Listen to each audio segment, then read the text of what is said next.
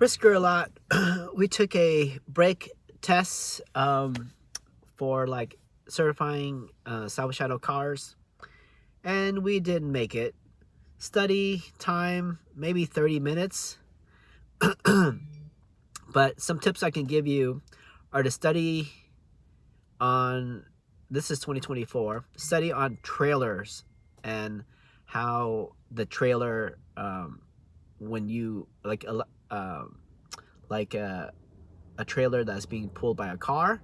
And so let's say if um, the trailer was to disconnect from the car and it's one of those electrically connected brake systems, how does that affect the brakes? Also, if one of those trailers, one side is worn more than the other, what's the next thing you should do? Um, so know about those trailers. um, so kind of feel for anything with like tandem trailers with a 1500 series truck. Uh, how's that play out? Um, and another tip would be know about ABS sensors, like wheel sensors. For example, if a wheel sensor is working, what is the wave pattern like when you go fast or slow, or something like that? And you should know that it's probably an AC wave, but does it go up or does it go down when you start increasing in speed?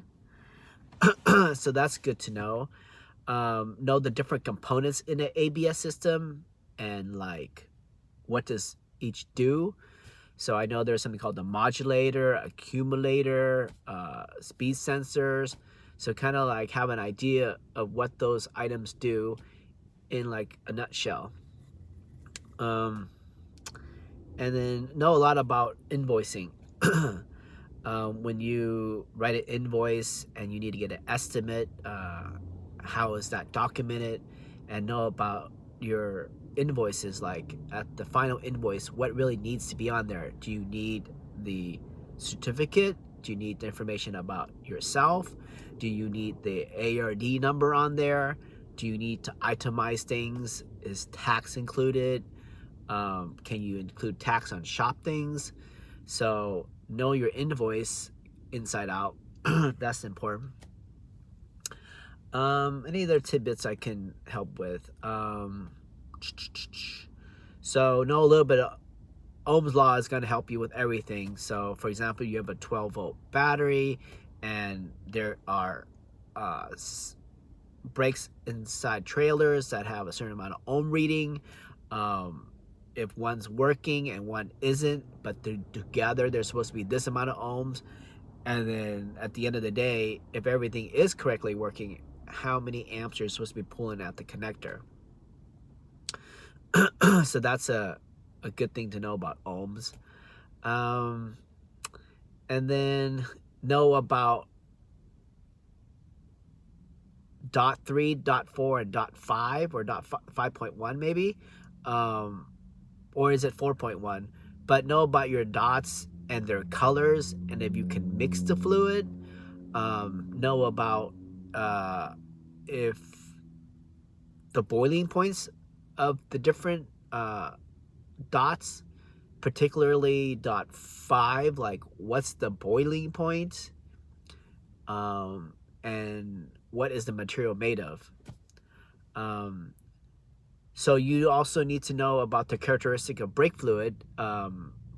When brake fluid like eats paint as a characteristic, or its boiling point, or when it absorbs moisture, like know the name of that word so you can describe that word if asked. Because that's an important characteristic of a brake fluid, because since it absorbs water, that's why you want to cover it up well. And if water gets in the system, it can boil, and then now you're pressing on steam and your brakes go down. Uh, know about hydro boost systems. I remember there was like a 92 Suburban 2500 series that my neighbor owned, and I think it had like a Hydro Boost system where the power steering pump was helping with the braking system. So understand about that system and like how you test it or how it fails, or when you or like when you turn the steering wheel, or when the steering wheel goes bad, what happens to the brakes. Things that related to that system is an important part of this test. And then understand how a relay works, and if the ABS is activated, does it provide a ground, and look at the battery voltage coming in, and if battery voltage is getting to the motor and the motor doesn't work. So you want to answer questions like that. What else can you answer? TPMS sensors, know that if they fail, well, that failed the inspection. And then how do you write the invoice after the TPS fails? What else can you talk about or study?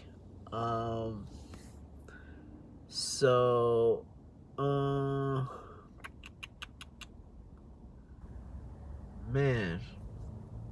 So you got your ABS. Know about suspension components. Like if you're gonna hit the brakes and it pulls the left or the right, is that from a lower control arm? Is that from what is you call those? Sway bars. If the car dives head down when you hit the brakes, is that from a bad sway bar, bad bushings, bad rear struts? Kind of understand why is the car swimming down. And know your distance. Like if you're hitting the brakes and you're doing a test on a trailer, what's the required rate to stop at? Is it 20 miles, 30 miles, 40 miles, 50 miles? So know the rate that you stop with a trailer. I guess also know the rate when you stop with a car. Know about brake linings, and if they crack, how do you proceed on with the inspection. Know about leaks in wheel cylinders and how does that affect when you brake. So I mean, I always imagine a tank, and so if this hand works really well and stops the tank wheels, so that means the tracks on this side are going, so it's going to turn one side. And so I always use that example for brakes. So if I'm asked a question like, if the cylinder on the one side is leaking, obviously that's not going to be pinching very tight. So that means that the opposite side is going to pinch tight. And so that's going to mean if it's this hand that cannot pinch tight, then the tires are going to turn that way. And then know about like yaw sensors, or like what system can the ABS. So I remember like a long time ago, ABS systems can also indirectly determine the TPMS sensors or the tire pressure sensors, like indirectly. So know how that kind of system works, so you can answer the question like, well, what sensor can in an ABS system can determine if the tire is low on air. So you can figure that out. Know about handbrakes. When your handbrake is adjusted good or not adjusted good, or if you pull the handbrakes and there's too much play, what's the next step you need to do to go on with the inspection or figure out what the problem is. So actually I don't know what the answer is, but so know your handbrakes. I mean, if I had to guess, I mean, I guess if it was my car, maybe go adjust the handbrake cable. But my mind is also thinking, well, what happens if the brakes are wearing out so much that when you adjust that handbrake, then you're actually kind of like Mickey Mouse covering up the adjustment because the brakes are wearing out so much. So know about handbrakes. Then understanding like if you have a rear drum system, what are those components in there for? Like for example, if you had a shoe, what are these edges do? And if there's a plate where everything's mounted on, what those plates do. So know a little bit about the the parts of a drum system to be able to answer some questions if they're gonna point some stuff at you. And I guess this must have happened to me before too. But if you take away the drum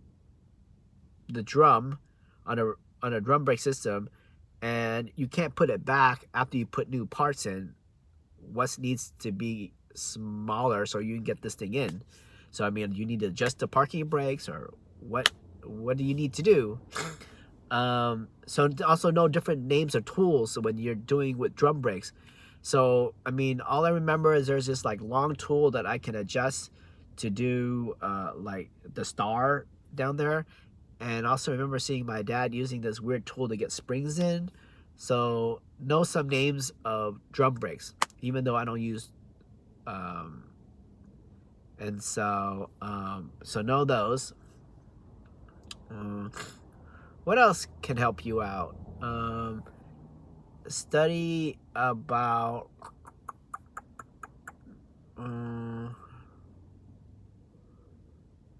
so we know you got to study about the invoicing, and like, is the ARD number required on every one? Or so know that invoicing good, and that will help you guess and answer a lot of questions.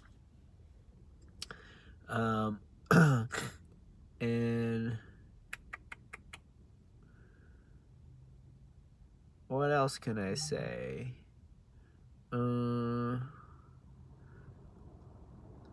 There was like a question on like, if you're gonna do some inspections on like lateral run out, and you want to like protect your wheel bearings, what can you do to protect your wheel bearings?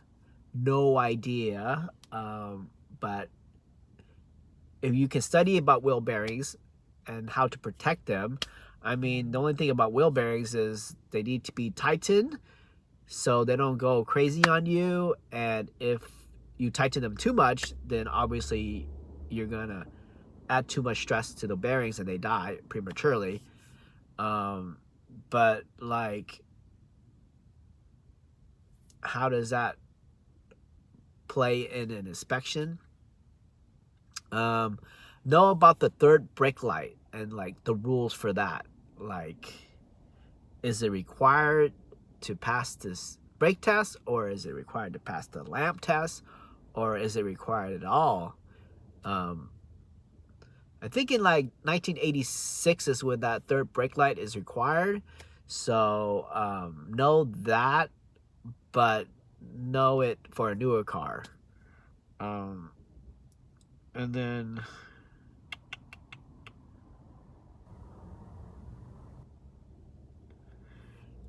there's just a lot of soul searching like on suspension components.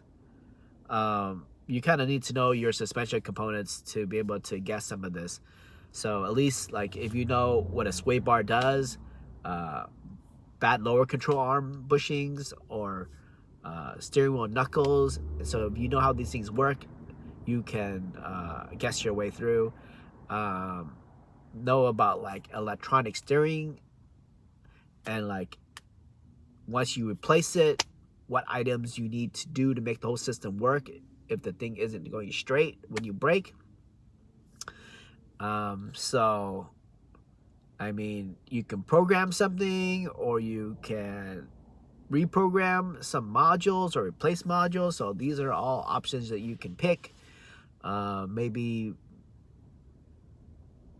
recalibrating something would probably be better than programming. Is all like depending on the words that you use. And then what other tidbits can I help?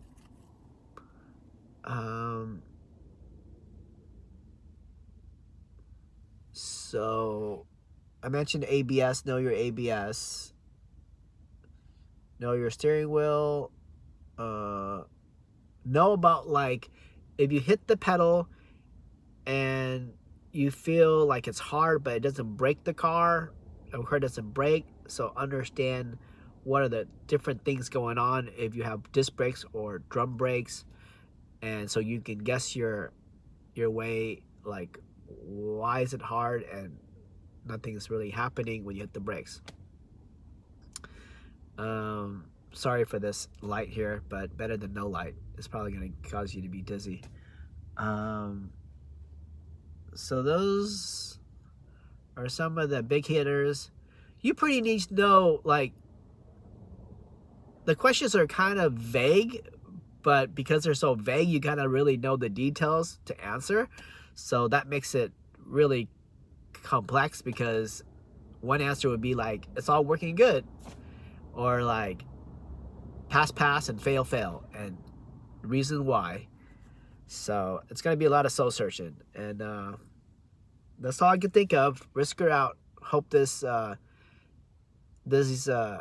tidbits of how to study will help. Good luck.